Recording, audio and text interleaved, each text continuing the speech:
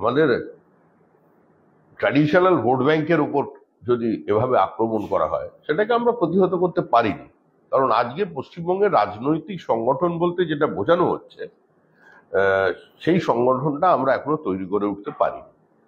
বোমা গুলির বিরুদ্ধে এক সংঘবদ্ধভাবে আজকে যেভাবে সন্ত্রাস চলল এবং দুর্ভাগ্যজনকভাবে আমাদের কেন্দ্রীয় বাহিনীও কে যেভাবে পরিচালিত হতে হলো নির্বাচন কমিশনকে এত বলার পরেও,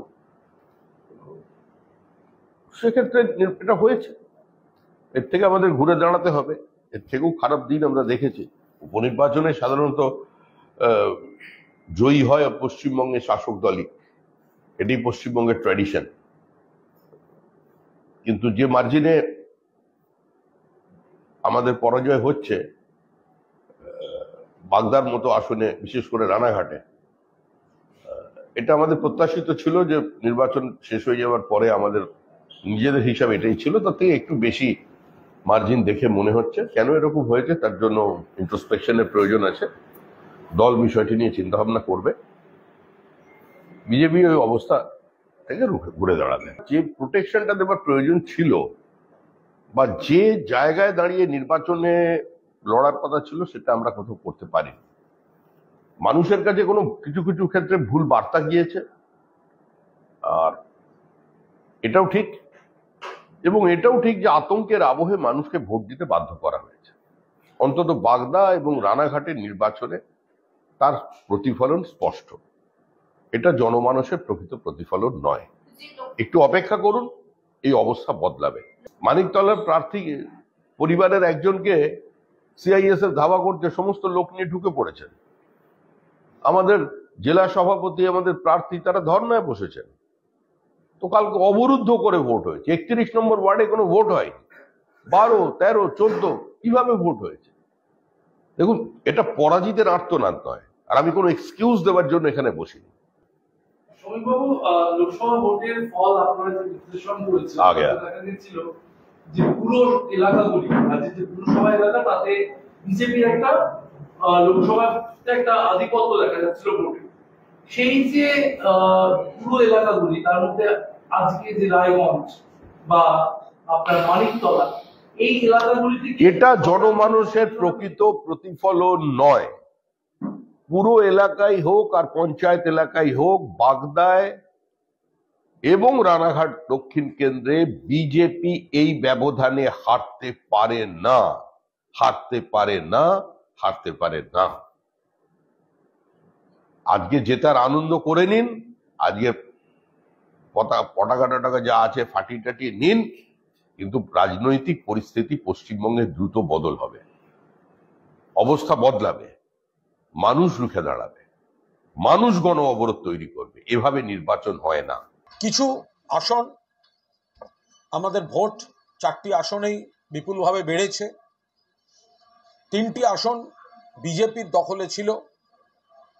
কিছু মানুষ কিছুদিনের জন্য সাময়িক বিভ্রান্তিতে বিজেপিকে ভোট দিয়েছিলেন, কিন্তু তারাই যখন দেখেছেন লোকসভায়, দিল্লিতেও কমে যাচ্ছে বিজেপি এবং বাংলায় বিজেপি আরো হেরে যাচ্ছে, বিজেপির মধ্যে ঝগড়া হচ্ছে কারা দায়ী কারা দায়ী কারা দায়ী, এই বিজেপির প্রতি বীতশ্রদ্ধ মানুষ।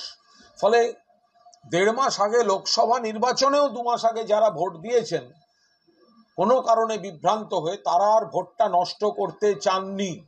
বিধানসভার উপনির্বাচন, মমতা বন্দ্যোপাধ্যায়ের সরকার, মমতা বন্দ্যোপাধ্যায়ের বিধানসভা, মমতা বন্দ্যোপাধ্যায়ের বিধানসভায় সরকার পক্ষের হাত শক্তিশালী করলে আরো উন্নয়ন হবে, সেই কারণে তারা মমতা বন্দ্যোপাধ্যায়ের হাত শক্তিশালী করেছেন।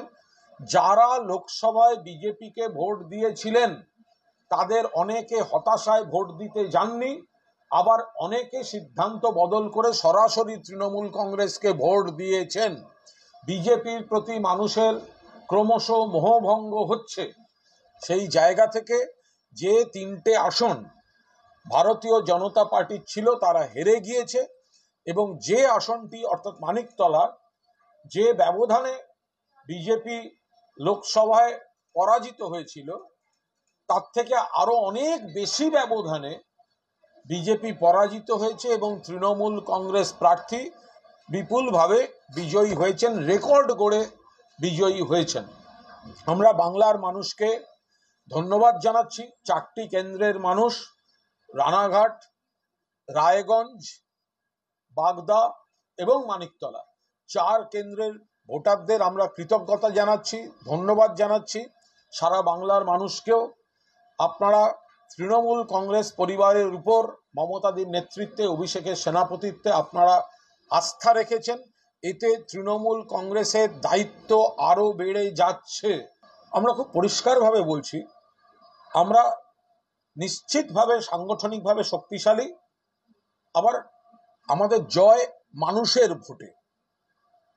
এখন বিজেপির শ্রমিকবাবু যদি বলে থাকেন, যদি স্বীকার করে থাকেন তাদের সেই সংগঠন নেই, এটা তো আমরা বারবার বলে আসছি। তাদের সংগঠন নেই, কমিটি নেই, ভোটের এজেন্ট নেই। তারা আছেন শুধু মিডিয়ায়, বিবৃতিতে আর সোশ্যাল মিডিয়ায়, ব্যক্তি কুৎসায়। প্রতিটি ক্ষেত্রে তৃণমূল বা সরকারকে ব্যক্তিগত আক্রমণ। আরে বাংলায় যদি কোনো খারাপ ঘটনা ঘটে আমরা নিন্দা করি, কিন্তু সিপিএম জমানায় যা ঘটতো তার থেকে অনেক কম। বিজেপির রাজ্যগুলোতে যা ঘটছে তার থেকে অনেক কম। আমরা চাই একটাও না ঘটুক।